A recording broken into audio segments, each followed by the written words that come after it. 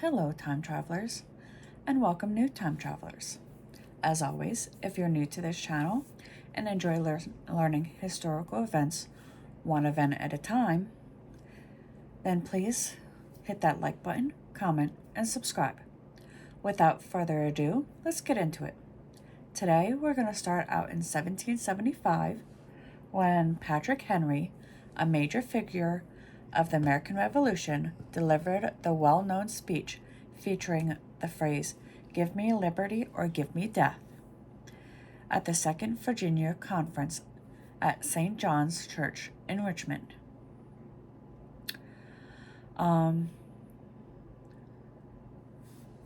Having completed the first U.S. overland experiment to the Pacific coast, explorers Meriwether Lewis and William Clark, on this day in 1806, began their return to St. Louis, Missouri, where their journey had begun in May of 1804.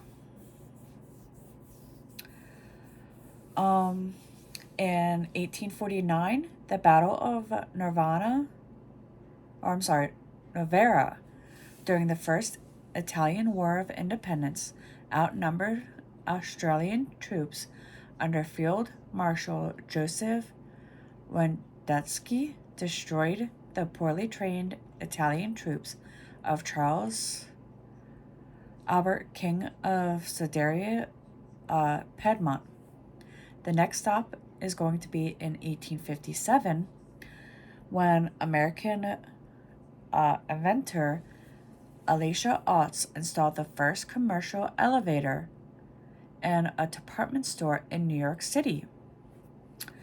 On this day in 1882, German mathematician Emmy Noether, whose invention in higher algebra made her the most creative abstract algebraist of modern times, was born.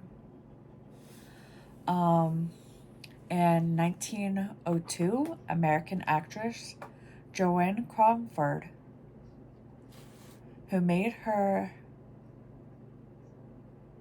initial impact as a vivacious jazz-age flipper, but later matured into a star of psychology melodramas, was born. 8 years later, in 1908, Japanese director Kurosawa Araka, who won worldwide acclaim with subtle, brilliantly composed films such as Rashomon, that was released in 1950, that combined Japanese historic themes with Western sense of action and drama, was born. The next stop will be in 1933 when Welsh concluded a 5-year trade treaty with Romania. In 1959, J. Edgar Hoover, the FBI director, disclosed that the FBI has broken a 14-member U.S.-Canadian ring that allegedly won $45,000 by securing advance answers to newspaper word puzzle contests. And 1971 brought us the Sierra Leone government reports that an attempted coup led by the army commander-in-chief was thwarted. In 1976, the International Convention of Civil and Political Rights entered into force, incorporating almost all the international human rights proclaimed in the Universal Declaration of Human Rights of 1948. In 1996 brought us Lee Teng-hui, who won Taiwan's first direct presidential election during his time in office, Lee worked to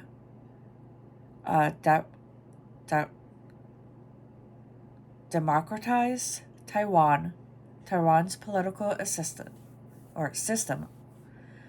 I cannot read it. In 1998, James Cameron's epic drama, Titanic, that was released in 1997, won 11 Academy Awards, tying the record set by Ben-Hur that was released in 1959.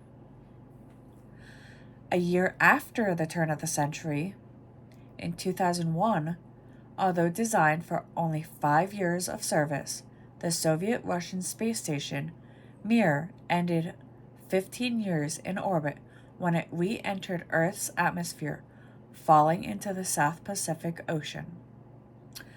And finally, 3 years ago, in 2021, the Suez Canal, one of the world's most heavily used shipping lanes, was blocked after a mega freighter,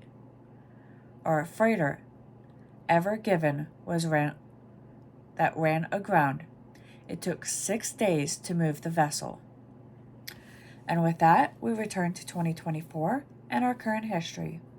Let's see what this year has in store for us. Until next time.